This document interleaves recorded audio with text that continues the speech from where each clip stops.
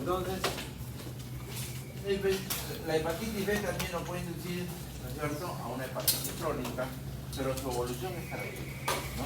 Es decir, nos lleva a una hepatitis crónica, a una cirrosis y posteriormente esto transformarse en un cáncer. Es por eso la importancia de la prevención de la hepatitis.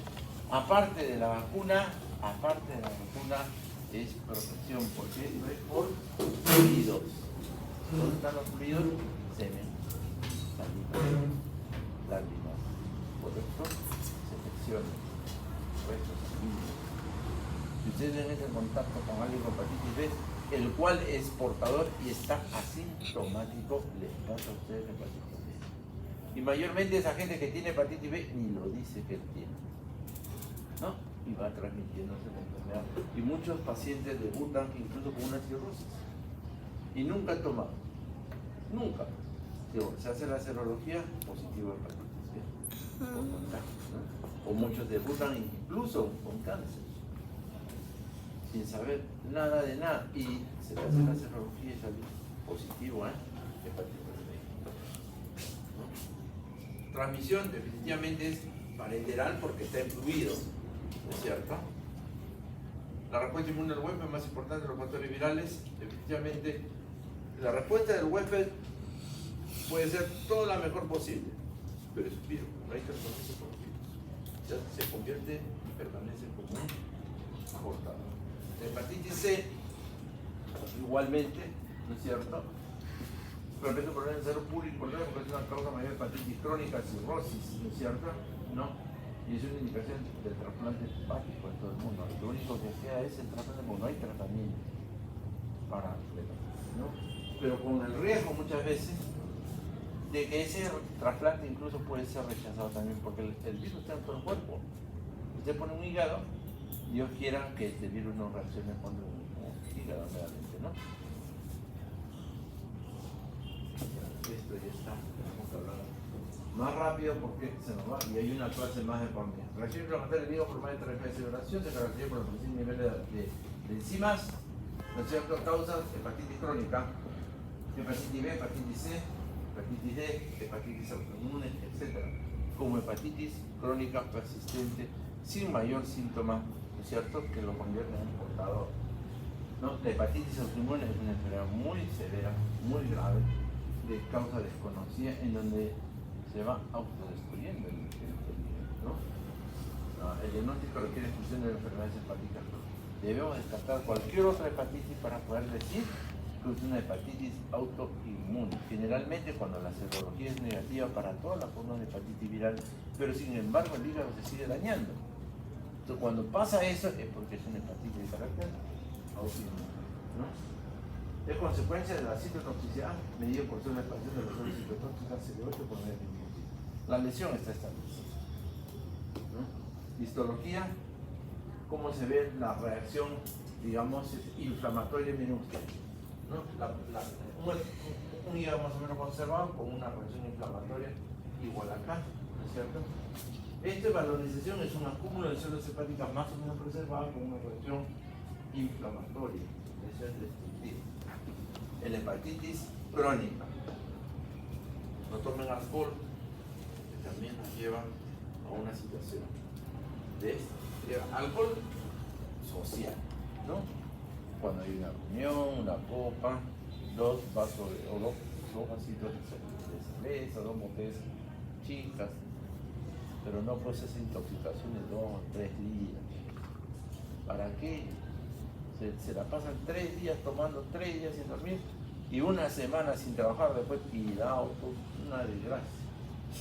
Bien, inducción por fármacos, definitivamente aquí sí tenemos que tener en cuenta porque hay mucha medicación que tenemos que usar para el uso de manejo de los pacientes con quimioterapia, para los pacientes que requieren de tratamiento para cánceres avanzados o terminales, ¿no es cierto? La tuberculosis, entonces medicamentos, isoniazida, rifampicina y isoniazida, que son el núcleo básico, que son las más hepatotóxicas, sin contar la ciamida, el captol, ¿no? La hipertromicina. Pero hay medicación que se requiere dar, ¿no es cierto? Y se recomienda la tuberculosis. incluso con dosis baja, ¿no es cierto? Con dosis normal hace una severa reacción a dosis medicamentosa de hepatitis por fármaco. La cirrosis, enfermedad crónica, progresiva, irreversible, ¿no es cierto? Son por afectaciones de hepatitis viral, alcohol, esteatohepatitis no alcohólica, la enfermedad del depósito como la hemocromatosis y las enfermedades autoinmunes capaces de producir una cirrosis. No necesariamente puede haber alcohol en la producción de cirrosis. Puede ser solamente el obeso, el que come chatarras de por vida, produce una lesión primero esteatóxica y después una lesión cirrótica. Los datos que hay que tener en una historia clínica, por esto para ustedes no están.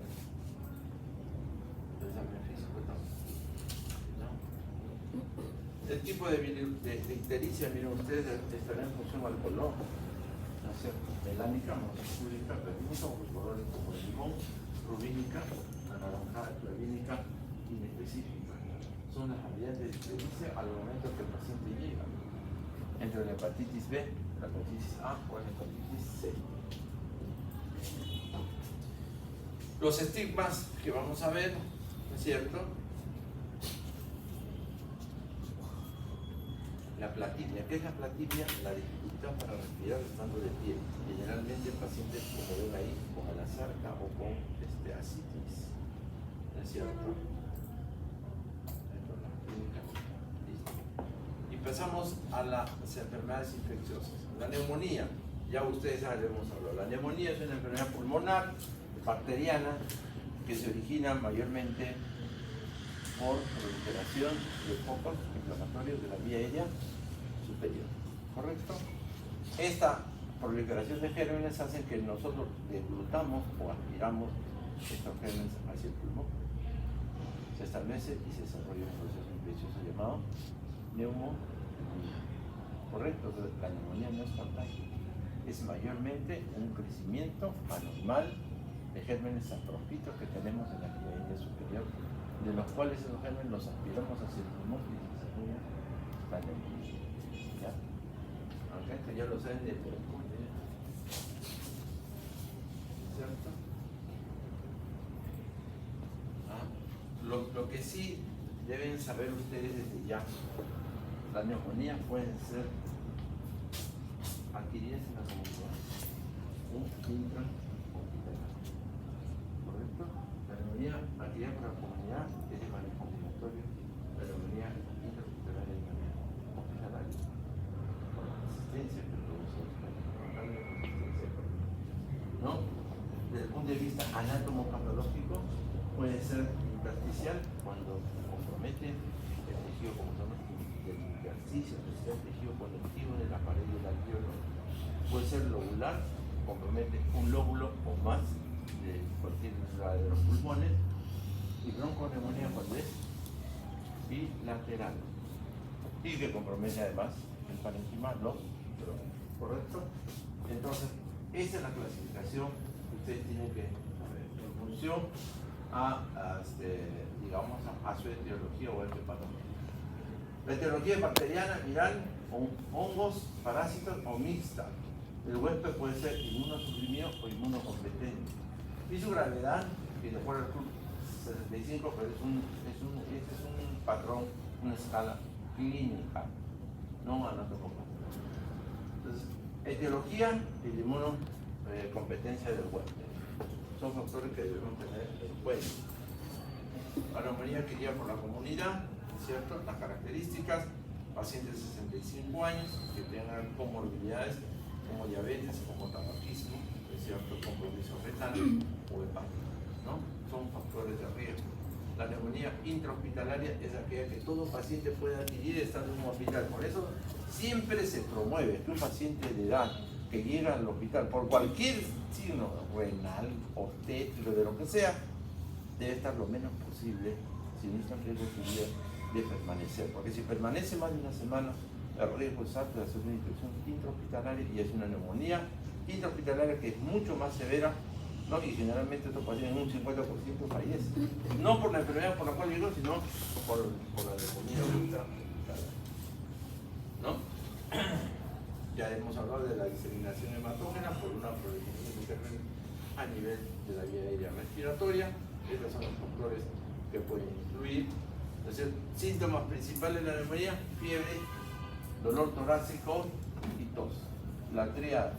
Ahora, anatomopatológicamente, ¿qué cosa es la fase de congestión del pulmón? ¿Qué cosa es la hepatización roja? ¿Qué cosa es la hepatización gris? ¿Y qué es la resolución?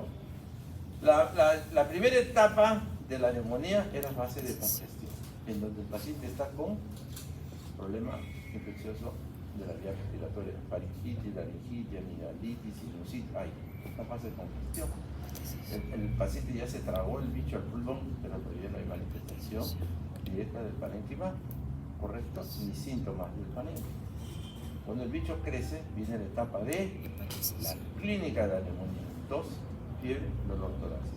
¿Cómo es el pulmón? Rojo, congestivo, inflamado. Ya creció el bicho y comprometió un lóbulo o todo el pulmón.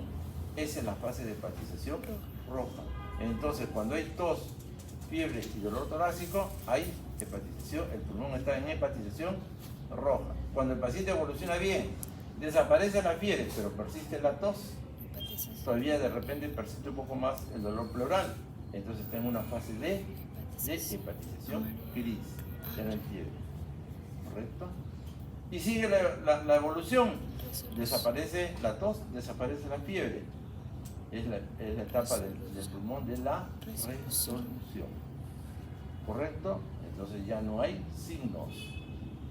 Las 4 fases del pulmón dañado en la neumonía: congestión, hepatización roja, hepatización gris y resolución, de las cuales la roja es el brote principal de la neumonía, que incluye tos, fiebre y dolor torácico. Eso en cuanto a la neumonía. Estos son los gérmenes que pueden ver, los más comunes. Bueno, esto ya no. Sigamos. La fiebre tifoidea. El síndrome clínico asociado por la presencia de fiebre, ¿no? Fiebre, cefalea, postración, tos, esplenomegalia, leucopenia. Leucopenia en el hemograma. No hay leucocitosis como cualquier otra enfermedad infecciosa. Leucopenia. Síntomas principales. ¿Cuál es el principal? De la fiebre, tifoidea, fiebre. Enfermedad que produce la mayor fiebre, como enfermedad de valores de fiebre altísima, y sus síntomas principales son pacientes que tienen con dolor, mucho dolor muscular, quiere estar echado, con fiebre alta, con estreñimiento, no diarrea, estreñimiento y periodos intercalados de deposiciones más o menos líquidas, y un dolor de cabeza intenso que parece neurisma. Eso es tifoidea. Cefalea intensa, estreñimiento, fiebre altísima, tifoidea. Desde el punto de vista clínico. Si le hacen un hemograma y no hay leucocitosis y hay leucopenia, ya, tifoidea. Ya después le harán los antígenos O o H para confirmar la presencia de la salmonela, ¿correcto? Antígenos O o H para el diagnóstico de salmonela, pero principalmente ustedes tienen que guiarse por la clínica. Guíense de la clínica, ¿no? Es lo más importante. Complicación de la fiebre tifoidea que puede llevar a la muerte, lo hemos visto en el laboratorio. ¿Cómo se llama? ¿Lo han visto en el laboratorio, en la práctica? La úlcera típica. La úlcera típica que compromete el intestino, porque la salmonela está en el intestino. Esa úlcera típica se puede, ¿qué? Si avanza y no tiene tratamiento, ¿qué puede pasar con esa úlcera? ¿Por qué hay peritonitis? Porque se perfora la úlcera. Se perfora por úlcera peritonitis y la muerte del paciente. Una peritonitis por tifoidea, casi fijo que el paciente se muere. ¿Correcto? Entonces, son complicaciones de la fiebre tifoidea. Digamos, ya lo sabemos.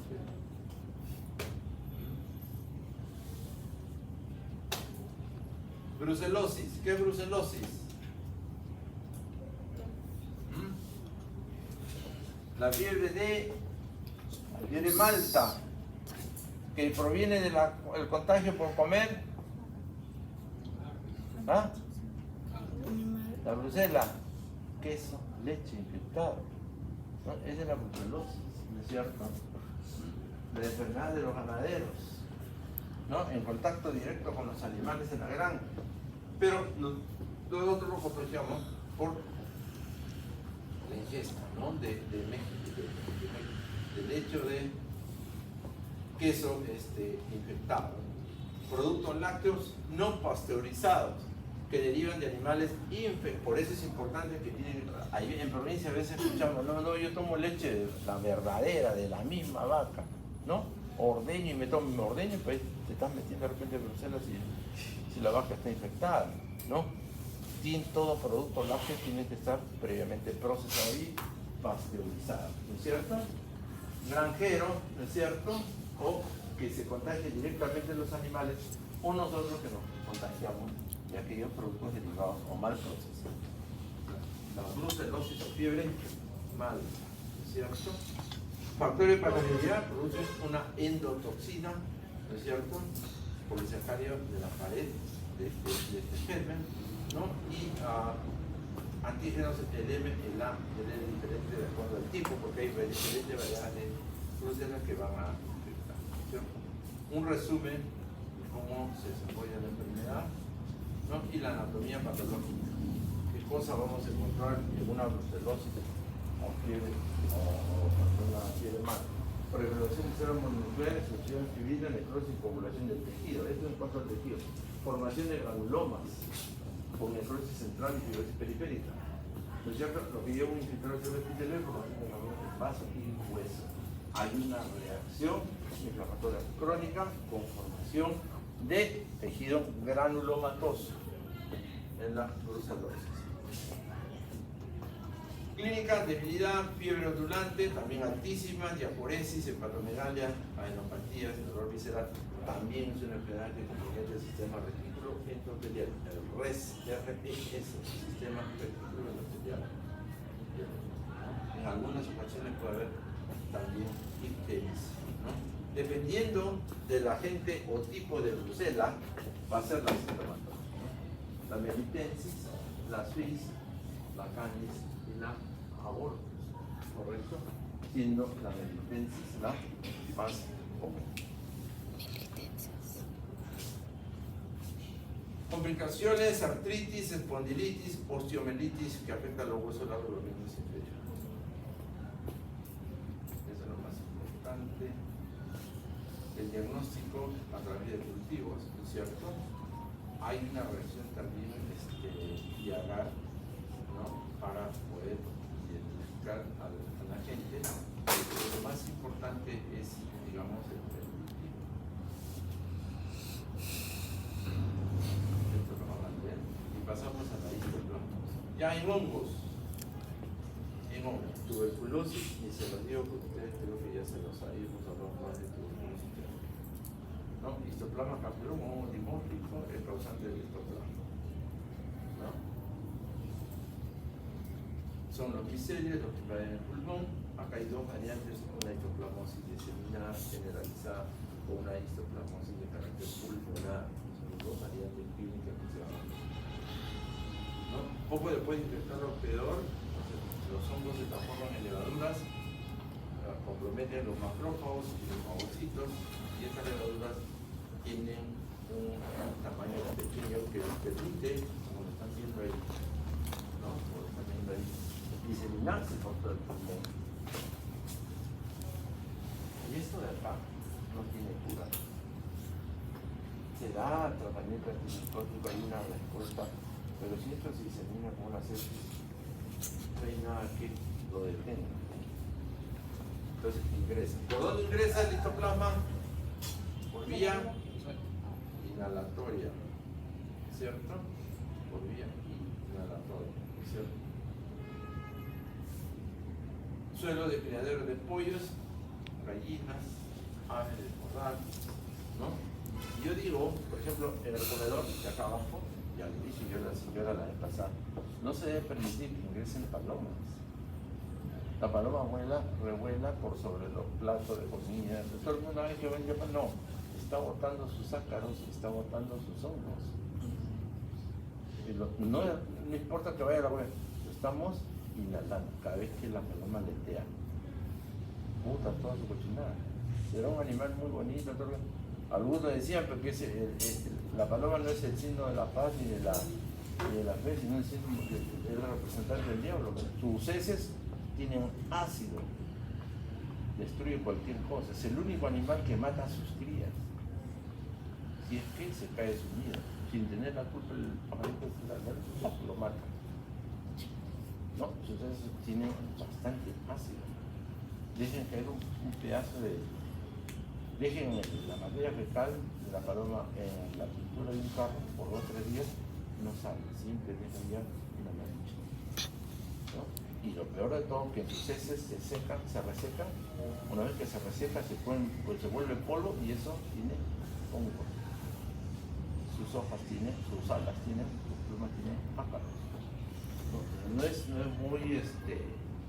muy santa su presencia, ¿no? Ellas pueden estar que estén en el árbol, pero no pueden estar acá, ¿no? Totalmente contaminadas, ¿no? Entonces, la vía de infección inhalatoria, por vía inhalatoria llegan al pulmón. Factores de riesgo: mineros, arqueólogos, espeleólogos, guías de turismo, visitantes. ¿Cuál es la famosa de nosotros, donde hay un montón de homo ahí? La cueva de la lechuza, ¿no? No sé si está en Timbuktu, ¿dónde está? ¿Para qué voy a ir a una cueva donde están durmiendo los murciélagos? ¿Qué de turismo tiene eso? Al contrario, toda su caca está seca ahí en el piso. Y yo entro y parteo toda la caca fea a inhalar todos los hongos amontonados por años. No le veo ningún sentido. Son aquellos que están en el factor de riesgo, ¿no? En esa zona donde el murciélago, donde las aves duermen, no pueden defecar, se resecan sus heces y después se convierten en hongos. Entonces inhalan las microconidias, llegan a los alvéolos por los macrófagos y ahí comienza el problema, ¿no es cierto? Se multiplican las levaduras entre los macrófagos y se produce la lesión a nivel pulmonar, una reacción inflamatoria crónica de carácter también granulomatoso, e igual que la tuberculosis pasa a la sangre por vía sanguínea, ¿cierto? En todo el sistema retículo endotelial. Y bastará la condición del huésped para que esta enfermedad se quede solamente en el pulmón, o sea, se presente como la forma de histoplasmosis diseminada o generalizada.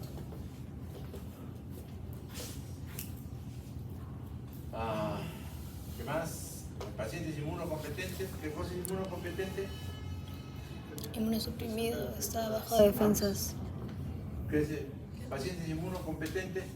¿Qué significa inmunocompetentes? Deficiencia. Los inmunocompetentes son los que están sanos. Inmunocompetentes, o sea, tienen su sistema inmune perfecto. Los inmunodeprimidos, no. Esa es la idea. Inmunocompetencia e inmunodepresión, ¿no es cierto? Estos son los inmunocompetentes, los sanos, ¿no es cierto? Hay una reacción granulomatosa del sistema red, sobre todo en vaso y en hígado, formando granulomas, ¿no es cierto?, con fibrosis y calcificación.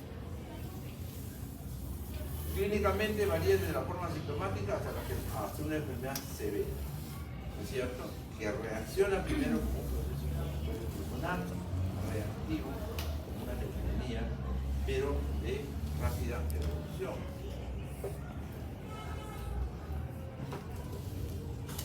La primaria aguda, la forma que se presenta en un sujeto normal, sano, en regiones endémicas, es decir, nos exponemos, ¿no?, a contagiarnos de histoplasma, presenta un infiltrado intersticial difuso, ¿no es cierto?, que se pueden resolver, sí, pero pueden evolucionar hacia una fase. ¿Pueden dejar cicatriz? Sí, pueden dejar cicatriz porque tienden a formar calcificación. Hablo de cicatriz, una evidencia radiológica que el pulmón envenena huella tipo tuberculosis. Y que esa cicatriz se confunde como una huella de tuberculosis. Si asociamos las zonas endémicas, entonces podemos ir dirigidos a que si viene de Tingo María, de Iquique, Loreto, más que Teve, pensaría en una cicatriz o hongos por estos. Cefalea, fiebre, escalofríos, tos seca, dolor torácico, ascidia y mialgias, similar a un proceso infeccioso general o similar a un cuadro de histoplasmosis pulmonar, ¿no? La histoplasmosis disseminada, acá ya es una histoplasmosis generalizada, ¿no es cierto? En su evolución varía, puede ser agudo o puede llevar a la muerte porque hay un compromiso ya general de todo el sistema que lleva a una falla multiorgánica. Infiltrados pulmonares intersticiales que llevan a la insuficiencia respiratoria, coagulopatías y insuficiencia o compromiso múltiple. ¿Cierto? Vamos a ver la manifestación.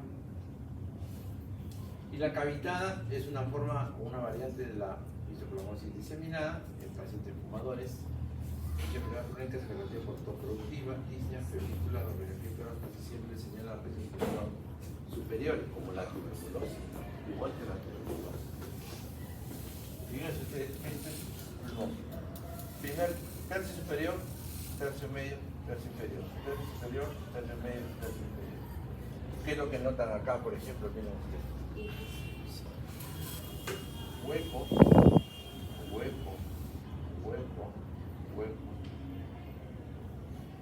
Una forma grotesca de lesión pulmonar cavitada. Esto no es típico de la tuberculosis. Cuando son cavernas grandes, diseminadas, hay que pensar en una histoplasmosis cavitada crónica, ¿no? ¿Y por qué vamos a pensar? Por la epidemiología del paciente que proceda de zonas endémicas.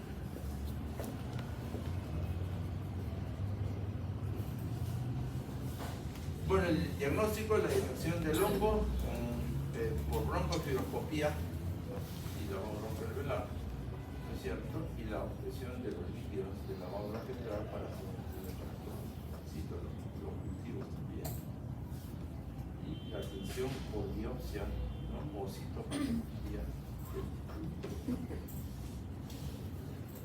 esto nomás, tratamiento, ¿no? Correcto, ahí terminamos lo que es todo infeccioso. Hemos ido corriendo porque si no, no terminamos. ¿Ya? Estamos semana 6. Ya, correcto, ahí queda.